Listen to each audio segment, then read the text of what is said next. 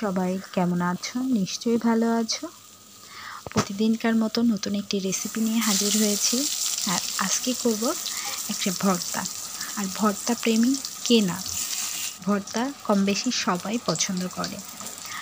আমরা তো বেগুন ভর্তা করে খাই, বেগুন পুড়িয়ে ভর্তা করলে মজা লাগে। আজকে আমি করব বেগুন আলু ভেজে ভর্তা। তোমরা অবশ্যই রেসিপিটা করে দেখো, খুব মজা লাগবে। আমার কাছে তো অনেক মজা লাগে। এর জন্য প্রথমে আমি বেগুন আর আলুগুলোকে পাতলা পাতলা করে কেটে নিয়ে ধুয়ে লবণ হলুদ মেখে নিয়েছি।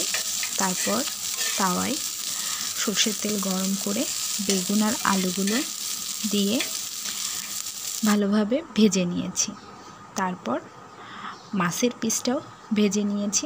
এটা যে কোনো চাক মাছ দিয়েই হবে। আমি একটা চাক মাছ নিয়েছি, নিয়ে ওগুলা ভেজে নিয়ে তারপর এগুলোকে কিছু সময় ঠান্ডা করার জন্য দিয়েছি। গরম অবস্থায় তো এটা মাখা যাবে না।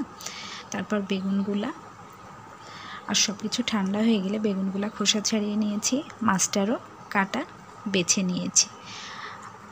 আর ওই একই সাথেই আমি শুকনা মরিচ আর পেঁয়াজ ভেজে নিয়েছিলাম, ওটাকেও ভালোভাবে লবণ দিয়ে মেখে নিয়েছি।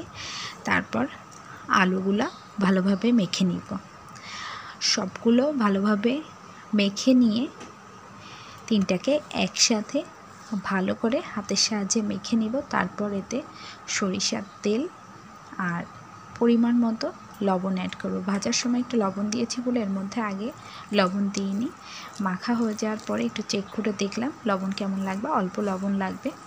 আর তোমরা যারা কাঁচামরিচ খেতে পছন্দ করো এই সময় কাঁচামরিচও অ্যাড করতে পারো। ভর্তাটা খুবই মজা লাগে আর গরম ভাতের সাথে খুবই লোভনীয় খাবার।